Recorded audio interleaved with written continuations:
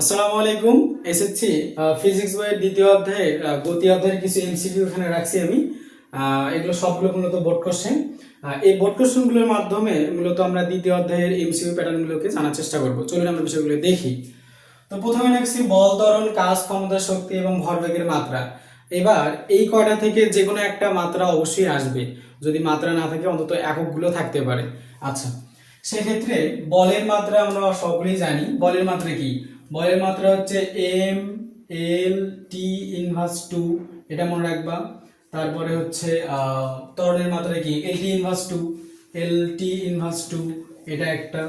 তারপরে হচ্ছে কাজের মাত্রা কি? M L square, M L square T inverse two. আর যদি ক্ষমতার মাত্রা আসি তাহলে কি দাঁড়াবে? যে M L square T inverse হচ্ছে কিউ, তাই না? এটা একটা।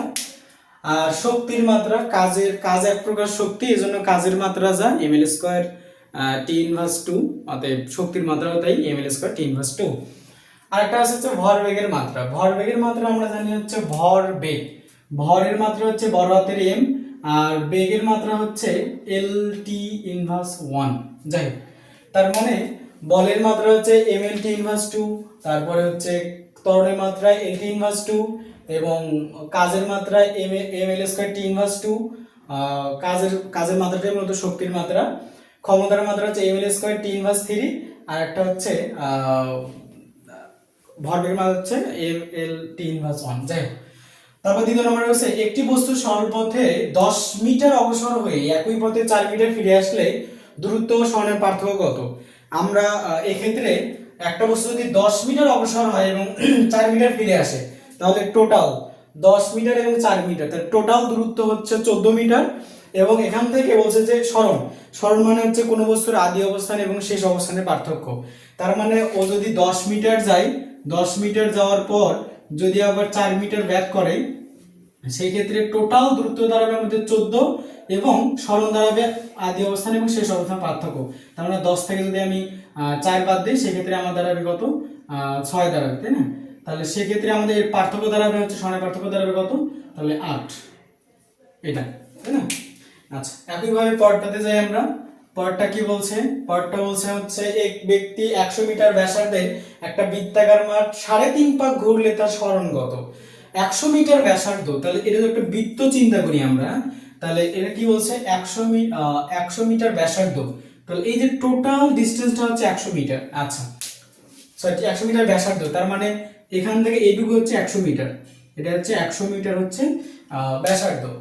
একটি বৃত্তাকার মান 3.5 ভাগ ঘুরলে, আচ্ছা, যদি কখনো একটা নির্দিষ্ট পূর্ণ সংখ্যা হয়, সেক্ষেত্রে যদি এখান থেকে 1 পাক, আবার 2 পাক, আবার 3 পাক, যদি এরকম নির্দিষ্ট মানগুলো হয়, তাহলে অবশ্যই এর সরণ আসবে শূন্য। কেন শূন্য? কারণ আদি অবস্থান এবং শেষ অবস্থানের পার্থক্য শূন্য আসবে। কিন্তু এখানে বলছে 3.5 পাক, তার মানে এই পর্যন্ত 3, তারপর এই যে অর্ধেক এই পর্যন্ত, তার মানে এই টোটাল দূরত্ব কত? এইটুকু যদি 100 হয়, তাহলে এইটুকু 100, তাহলে 100 100 এটা মিলে টোটাল হবে হচ্ছে 200, তাহলে 200 মিটার, এটা হবে 200 মিটার। আচ্ছা, তারপরটাতে আমরা যাই। তারপরটা কি বলছে দেখো, যে 10 মিটার ব্যাস বিশিষ্ট একটা বৃত্তাকার পথে পরিধির 1/4 অতিক্রম করলে সরণ কত হবে? সেই ক্ষেত্রে 1/4, এটা যে একটা বৃত্ত চিন্তা করি আমরা, তাহলে এর 1/4, 10 মিটার ব্যাস, তাহলে 10 মিটার যদি ব্যাস হয়, তাহলে ব্যাস যদি 10 মিটার হয়, তাহলে ব্যাসার্ধ হবে হচ্ছে 5 মিটার। আচ্ছা, তো এটাকে যদি আমরা বৃত্তটাকে যদি আমরা 4 ভাগ করি, তাহলে 1/4 মানে জাস্ট এখান থেকে এইটুকুর কথা বলছে আর কি। আচ্ছা, সেই ক্ষেত্রে পরিধির 1/4, তার মানে এখান থেকে এইটুকু অংশের সরণ চাইছে, তাহলে এখান থেকে 1/4, মানে 4 ভাগের ভিতর জাস্ট 1 ভাগ আর কি। আচ্ছা, তো এটা যদি 5 মিটার হয়, তাহলে এটাও হবে 5 মিটার, কারণ এটা মূলত ব্যাসার্ধকে নির্দেশ করতেছে। তাহলে আমার অতিভুজটা কত? এটা পিথাগোরাস দিয়ে আমাদের করতে হবে। যদি পিথাগোরাস দিয়ে করতে চাই, পিথাগোরাস সূত্র জানি হচ্ছে অতিভুজ স্কয়ার ইকুয়াল লম্ব স্কয়ার প্লাস ভূমি স্কয়ার। সেক্ষেত্রে 5 5 25, আর এখানে আসবে হচ্ছে কত? এটা হবে 5 5 25, তাহলে ওই পাশে হবে √50। এই যে √50 আসবে, এটা √50 কে আমরা এভাবে লিখতে পারি যে 2, আচ্ছা একটু ভেঙে নিই, রুট দিয়ে আমি 2 × 25 রাখলাম, তাই না? তাহলে এটা 50, তাহলে 2 তো রুট যাবে না, তাহলে কি হবে 5√2, এটা হবে অ্যান্সার। তাহলে এটা হবে সরণ হবে 5√2, 4 নাম্বার। তাহলে 5√2 এটা অ্যান্সার। আচ্ছা ঠিক আছে, পরেরটাতে যাই আমরা।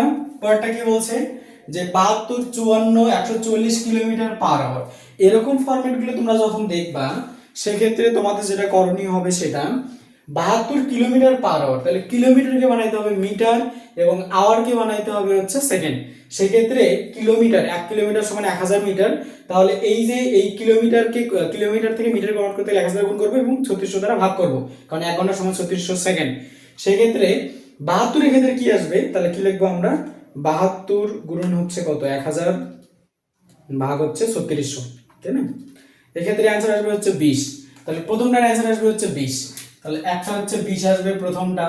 তারপরটা কত আসবে, 54 কিলোমিটার পার আওয়ার। এটাকেও সেম প্রসেস। তাহলে 54 গুণন হচ্ছে 1000 করে যা আসবে ভাগ হচ্ছে 3600, এটা আসবে মেবি 15 আসছে এটা, তাই না? তাহলে একটা আসবে হচ্ছে 15, তাই না? এটা আরেকটা হচ্ছে 144। তাহলে 144 গুণন সরি 1000, 1000 ভাগ হচ্ছে 3600 আসবে হচ্ছে 40। আচ্ছা এটা 40। এখন এইভাবে মূলত তোমাদের কিলোমিটার পার আওয়ার থেকে মিটার পার সেকেন্ডে কনভার্ট করে নিতে হবে। এখন যদি কেউ এই কাজটা করো যে এই যে 72কে যদি 3.6 দ্বারা ভাগ করো, 54কে 3.6 দ্বারা ভাগ করো, 144কে 3.6 দ্বারা ভাগ করো, তাহলে ডাইরেক্ট এই মানগুলো পেয়ে যাবো। এটা আরেকটা প্রসেস। যদি যদি করো যে 72 ভাগ হচ্ছে 3.6 করলে তাহলে 20 এসে গেল এটা। কিন্তু এটা তোমার মনে রাখতে হবে, তুমি এই মানগুলোকে 3.6 দ্বারা ভাগ করলে ডাইরেক্ট পেয়ে যাচ্ছ। সেক্ষেত্রে সেটা কিলোমিটার পার আওয়ার থেকে মিটার পার সেকেন্ড হতে হবে, তবেই এই নিয়ম প্রযোজ্য। আচ্ছা আমরা পরেরটাতে যাই। একটি চলন্ত গাড়ি 54 কিলোমিটার পার আওয়ার বেগে 5 সেকেন্ডে 4 ms ইনভার্স 2 ত্বরণ সৃষ্টি করলে গাড়িটির শেষ বেগ কত? শেষ বেগ মানে আমার এখানে v চাওয়া হয়েছে, তাই না? তো শেষ বেগ মানে v চাওয়া হয়েছে। v ইকুয়াল, আমরা একটা সূত্র জানি শেষ বেগ, তাই না? v ইকুয়াল কি জানি, u প্লাস at, তাই না? v equal u plus at। এখানে u কত, 54 কিলোমিটার। 54 কিলোমিটার পার আওয়ার মানে কত, আমরা কিছু আগে বের করলাম 15। তার মানে এটা হচ্ছে আদি বেগ হচ্ছে 15 প্লাস a কত, কয় নম্বর এটা করতেছি আমরা, 6 নম্বর, তাই না? হ্যাঁ, তাহলে 5 সেকেন্ডে এত ত্বরণ, তাহলে ত্বরণ হচ্ছে 4 আর সময় হচ্ছে 5 সেকেন্ড, তাই না? 5 সেকেন্ড। তাহলে কি ধরলো, এই যে 15 যোগ হচ্ছে 4 5 হচ্ছে 20, তাই না? তাহলে 15 এটা কত হলো, 35 ms ইনভার্স 1। তাহলে 6 নম্বরে অ্যানসার দাঁড়ালো হচ্ছে 35 আমাদের, 35 এত ms ইনভার্স 1 এটা, তাই না? আচ্ছা আমরা পরেরটাতে যাই। পরেরটা কি বলছে দেখি। পরেরটা কি বলছে, বলছে যে একটি গাড়ির বেগ 10 মিটার পার সেকেন্ড। আচ্ছা ভালো কথা। গাড়িটিতে 2 ms ইনভার্স 2 মন্দন সৃষ্টি করলে 3 সেকেন্ড পরে বেগ কত হবে? যেহেতু মন্দনের কথা বলছে, এটা বেগ চাইছে, তাহলে v, তাহলে v equal u minus at। আচ্ছা মাইনাস কেন, কারণ এটা বলেই রাখছে এটা মন্দন, সেক্ষেত্রে অবশ্যই আমাদের মাইনাস লিখতে হবে। আচ্ছা তাহলে একটি গাড়ির বেগ 10, আদি বেগ হচ্ছে আমাদের 10, আদি বেগ হচ্ছে 10 মাইনাস তোর মন্দন কত, 2, তাহলে মন্দন হচ্ছে 2 আর t কয় সেকেন্ড, 3 সেকেন্ড, তাই না? 3, তাহলে 10 মাইনাস 3 দুগুণ 6, তাহলে কত হলো 4। তাহলে এটা দাঁড়ালো হচ্ছে 4 ms ইনভার্স 1, কয় নাম্বার, 7। হ্যাঁ, তাহলে এটা দাঁড়ালো 4 ms ইনভার্স 1, এটা হচ্ছে 7 নাম্বারটা আছে। আচ্ছা ঠিক আছে, তো আমরা পরেরটাতে যাই। পরেরটা কি বলছে দেখি। 8 কি বলছে, সুষম ত্বরণে চলমান কোন বস্তুর বেগ 2 সেকেন্ডে 4 ms ইনভার্স 1 হতে বৃদ্ধি পেয়ে 8 ms ইনভার্স 1 হয়েছে। ভালো কথা, মানে বেগ বৃদ্ধি পাইছে, ত্বরণ হয়েছে। 4 সেকেন্ড পরে বেগ কত? তাহলে প্রথমে এই অবস্থাকে ত্বরণ বের করে নিই। ত্বরণটা হচ্ছে এরকম, a equal v minus u ভাগ t, তাই না? তাহলে এই ক্ষেত্রে v হচ্ছে 8, আদি বেগ কত ছিল, 4, আদি বেগ 4 আর t কত ছিল, 2, তাই না? তাহলে এখানে কি দাঁড়ালো, 4 8 থেকে এটা বদলে 4, তাহলে 4 ভাগ 2, তার মানে জাস্ট দাঁড়ালো 2, তাহলে ত্বরণ দাঁড়ালো 2। কিন্তু আমার চাইছে এরকম, আমি বলছি যে 4 সেকেন্ড পরে বেগ কত, তাহলে v চাইছে, তাই না? তাহলে v ইকুয়াল আমরা কি জানি, v equal u plus at, তাই না? তাহলে u কত, আদি বেগ কত শুরু করছিল, 4 দ্বারা, 4, তাহলে এই যে 4 প্লাস a কত, a হচ্ছে 2, যেটা এখান থেকে বের করে নিলাম আমরা, আর t কত, 4 সেকেন্ড, তাই না? 4, তাহলে কত হলো, 4 প্লাস 4 দুগুণ 8, তাহলে 8 4 হচ্ছে 12, তাহলে 12 ms ইনভার্স 1। তার মানে 8 নাম্বার হলো 12 ms ইনভার্স 1, 12 ms ইনভার্স 1, এটা হলো 8 নাম্বারের অ্যান্সার। ঠিক আছে, তারপরে আমরা নেক্সটে চলে যাই। এগুলো তোমার একাধিক প্র্যাকটিস করতে হবে, না হলে সব ভুলে যাবা। আচ্ছা, তারপরে কি বলছে, একটি গাড়ির বেগ 2 মিনিটে 1 মিনিট সমান 60 সেকেন্ড, 2 মিনিট সমান 120 সেকেন্ড। স্থির অবস্থা মানে অলস আদিবেগ শূন্য। আচ্ছা, 90 কিলোমিটার পার আওয়ার হলে ত্বরণ কত? ত্বরণের সূত্র আমরা যেটা জানি, a equal v minus u ভাগ t। তাহলে এখানে v কত? v হচ্ছে 90 কিলোমিটার পার আওয়ার, তাই না? তাহলে 90 কিলোমিটার পার আওয়ার, তাহলে এটাকে 90 কে ভাগ দেব কত দ্বারা? ডাইরেক্ট দিলাম 3.6, 25 আসছে 25। তার মানে এটার শেষ বেগ হচ্ছে 25।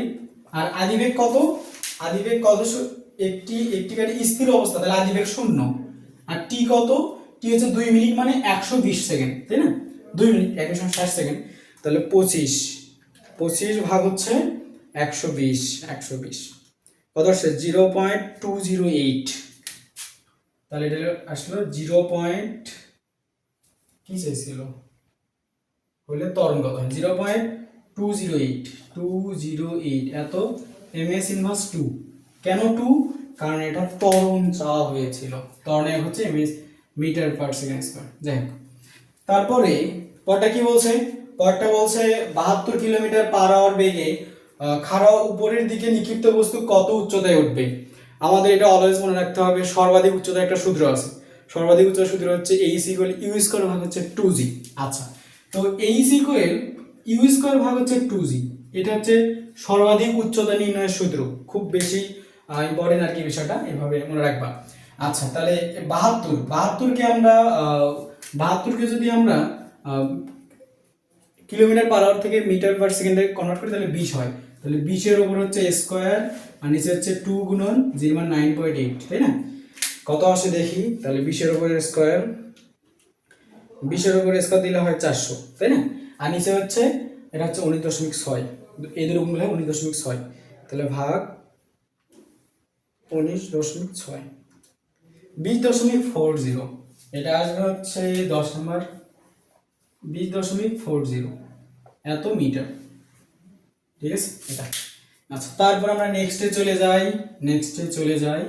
তারপরটা হচ্ছে 11 নাম্বার, 100 মিটার উঁচু হতে কোনো বস্তুকে ফেলে দিলে এটি কত বেগে ভূমি স্পর্শ করবে? উপর থেকে একটা বস্তু ফেলে দিচ্ছে, তো উপর থেকে একটা বস্তু যখন ফেলে দেবে তখন এখানে আদিবেগ অলওয়েজ 0। কত বেগে ভূমি স্পর্শ করবে, এটা কত বেগে ভূমিকে আঘাত করবে বা স্পর্শ করবে? সেই ক্ষেত্রে আমরা করব এটা v square equal u square plus 2gh, তাই না? তাহলে আদিবেগ যে স্থির অবস্থায় ফেলে দিয়েছে, তাহলে আদিবেগ 0, তাহলে এটা 0, এই যে 2 9.8। আর হাইট কত মিটার উঁচু থেকে ফেলেছে? 100 মিটার। তাহলে কত আসে দেখি। তাহলে আমাদের 2 গুণন হচ্ছে 9.8 গুণন হচ্ছে কত? 100 আসছে 1960 আসছে। এই 1960 অনেকে অনেক সময় ক নম্বরে অ্যান্সার থেকে 1960 অনেকে টিক দিয়ে দেয় না, খেয়াল রাখতে হবে 1960 আসছে আমার এটা ভি স্কয়ারের মান, আমার তো ভি চাইছে, তাই না? তাহলে এটাকে আমরা রুট করতে হবে, রুট করলে আসবে 40.27। এটা আসবে হচ্ছে 40.27 এত কত বেগে, তাহলে এত মিটার পার সেকেন্ড, তাই না? এটা। আচ্ছা, তারপরে আমরা পরেরটাতে যাই। এদিকে অবশ্যই এগুলো এমসিকিউ ক্ষেত্রে এগুলো খুব মনোযোগ সহকারে দেখতে হবে, তাড়াহুড়ো করা যাবে না। একটি বস্তুকে 9.8 বেগে নিক্ষেপ করলে বস্তুটির বিচরণকাল কত? একটা বস্তুকে উপরে ছুঁড়ে ফেললাম, এটা আবার ভূমিতে চলে আসলো। বস্তু সর্বাধিক উঠতে এবং নামতে মোট সময়, এটাকে বলা হচ্ছে বিচরণকাল। বিচরণকাল সূত্র হচ্ছে t = 2u ভাগ g। অবশ্যই মনে রাখতে হবে এই t হচ্ছে মনে রাখতে হবে এই যে 2u ভাগ হচ্ছে g, এটা বিচরণকালের সূত্র, তাই না? 2u কত বেগে? 9.8। তাহলে এই যে 9.8 বেগে, আর জি মান তো 9.8, তাহলে এটা কেটে গেল, তাহলে 2, তাহলে এটা বিষয়টা ইজি হয়ে গেল। তাহলে অ্যানসার হচ্ছে 2 সেকেন্ড। ঠিক আছে, তারপরে আসি 13 নম্বর, মুক্ত হবে পরন্ত বস্তু 6 সেকেন্ডে 72 মিটার অতিক্রম করলে 3 সেকেন্ডে কত দ্রুত অতিক্রম করবে? এটা মূলত পরন্ত বস্তুর সূত্রকে নির্দেশ করে, অর্থাৎ সময়ের সাথে দূরত্বের যে সম্পর্ক। ওই যে তৃতীয় সূত্র যেটা আমরা জানি, স্থির অবস্থান থেকে বিনা বাধায় পরন্ত সকল বস্তু নির্দিষ্ট সময়ে যে দূরত্ব অতিক্রম করে তা ওই সময়ের বর্গের সমানুপাতিক, তাই না?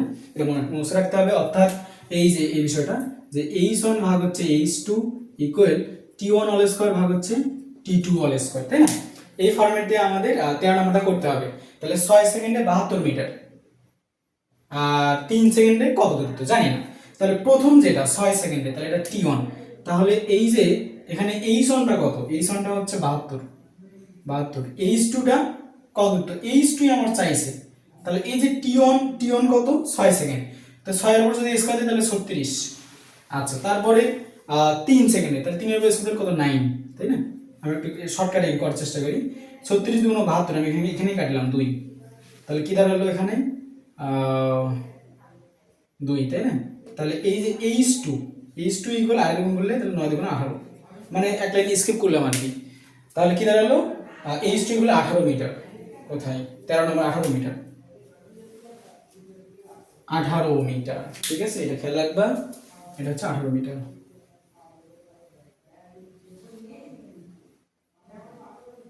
আচ্ছা, তারপরে আসি হচ্ছে একটি পরমাণু বস্তু 7 সেকেন্ডে অতিক্রমণ দূরত্ব কত? 7 সেকেন্ডে অতিক্রমণ দূরত্ব একটা বস্তু ফেলে দিল, 7 সেকেন্ডে অতিক্রমণ দূরত্ব কত? সরি, আচ্ছা, তাহলে 7 সেকেন্ডে অতিক্রমণ দূরত্ব, তাহলে এটা সূত্রটা হচ্ছে এটা যে h equal ut plus half gt square. আচ্ছা, gt স্কয়ার কেন? কারণ এটা হচ্ছে পরমাণু বস্তুর ক্ষেত্রে ত্বরণ হবে না, বরং হবে অভিকর্ষ ত্বরণ। তাহলে আদিবেগ শূন্য, অলওয়েজ শূন্য। তাহলে এই যে হাফ g 9.8 আর কত সেকেন্ড? 7 সেকেন্ড। তাহলে 7 এর উপর স্কয়ার কত হয়? 49, তাই না? এটা কিন্তু দেখা গেল 4.9, তাই না? আচ্ছা, তাহলে 4.9 গুণন হচ্ছে কত? 49, 240.1। তাহলে এটা আসছে কত? 240.1 এত মিটার। তাহলে এটা আসবে 240.1 মিটার, এটা। আচ্ছা, তারপরে আসি হচ্ছে লাস্টেরটা। আচ্ছা আচ্ছা লাস্টেরটা আমি কি বলছি এখানে? বলছে যে একটি পরমাণু বস্তুর পঞ্চম সেকেন্ড, সপ্তম, অষ্টম, নবম এরকম তম সেকেন্ডের যে প্যাটার্নগুলো থাকবে, যদি কোনো বলে 20তম সেকেন্ড, তা দুটো বের করতে হবে। আবার আগে 20 সেকেন্ড, তারপরে বের করতে হবে আমাদের হচ্ছে 19 সেকেন্ড। যদি বলে পঞ্চম সেকেন্ড, তাহলে প্রথম 5 সেকেন্ড, তারপর 4 সেকেন্ড। যদি বলে সপ্তম সেকেন্ড, তাহলে 7 সেকেন্ড, পরে 4 সেকেন্ড, মানে লাস্টতম সেকেন্ডের ব্যবধানটা এখানে চাওয়া হয়েছে। তার মানে পঞ্চম সেকেন্ডের ক্ষেত্রে আগে 5 সেকেন্ডের ক্ষেত্রে আমরা বের করব। আচ্ছা, সহজ এটার ক্ষেত্রে h ইকুয়াল ut অলওয়েজ শূন্য আসে, আমি যে ডাইরেক্ট লিখলাম এই যে হাফ জি টি স্কয়ার, এটা। ঠিক আছে, এটা হচ্ছে প্রথমটা। এটা যদি আমি প্রথম 5 সেকেন্ডের ক্ষেত্রে চিন্তা করি, যদি এটা 5 সেকেন্ডের ক্ষেত্রে চিন্তা করি, তাহলে এই যে হাফ, যদি 5 সেকেন্ডের ক্ষেত্রে চিন্তা করি, তাহলে এই যে হাফ জি হচ্ছে 9.8, তাহলে 5 এর উপর স্কয়ার কত? 25, তাই না? 5 5 25, তাহলে 25, তাহলে এই যে 25 গুণন কত?